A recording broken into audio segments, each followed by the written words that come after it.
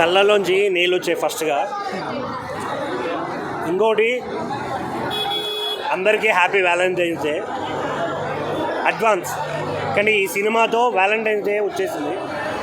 చాలా అంటే చాలా బాగా అనిపించింది భయ్య.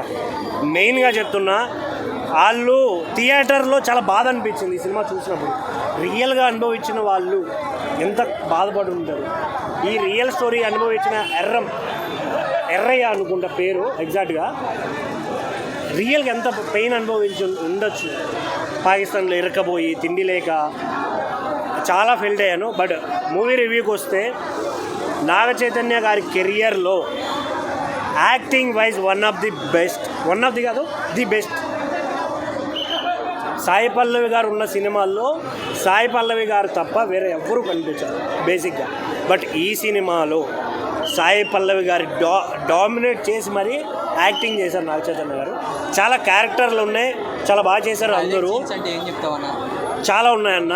వాళ్ళు పాకిస్తాన్లో ఉన్నప్పుడు జరిగే ఫైట్ సీన్స్ కావచ్చు, మన జెండాని పట్టుకొని చేసే ఒక ఫైట్ సీన్ ఉంటుంది, బోట్లో ఒక కొన్ని సీన్స్ ఉంటాయి, ఇంకా చాలా సీన్స్ ఉన్నాయి. రియల్ వ్యాలంటైన్స్ డే గిఫ్ట్ ఇది నాగ చైతన్య గారి సైడ్ నుంచి. నిజంగా చాలా చాలా చాలా బాగుంది. 35 minutes కళ్ళలోంచి నీళ్ళు వచ్చేస్తాయి ఆ ఎమోషన్ సీన్స్ కానీ.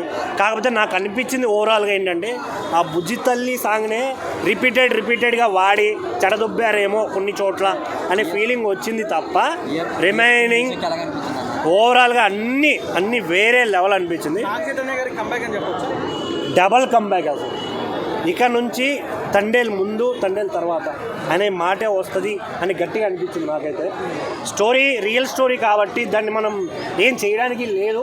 సో స్టోరీ కూడా చాలా బాగా అనిపించింది. బట్ కాకపోతే ఆ జాలర్లకి కొంచెం రెస్పెక్ట్ మన గవర్నమెంట్ సైడ్ నుంచి కూడా, వాళ్ళకి రావాల్సిన ఫండ్స్ కావచ్చు, వాళ్ళని రెస్పెక్టబుల్గా చూడడం, ఇవి ఈ సినిమా నుంచి కూడా, ఈ సినిమా చూసి ఇక్కడ నుంచి స్టార్ట్ చేస్తే బాగుంటుంది అనే ఫీలింగ్ అయితే చాలా బాగా అనిపించింది. Don't wait for OTT. Thank you.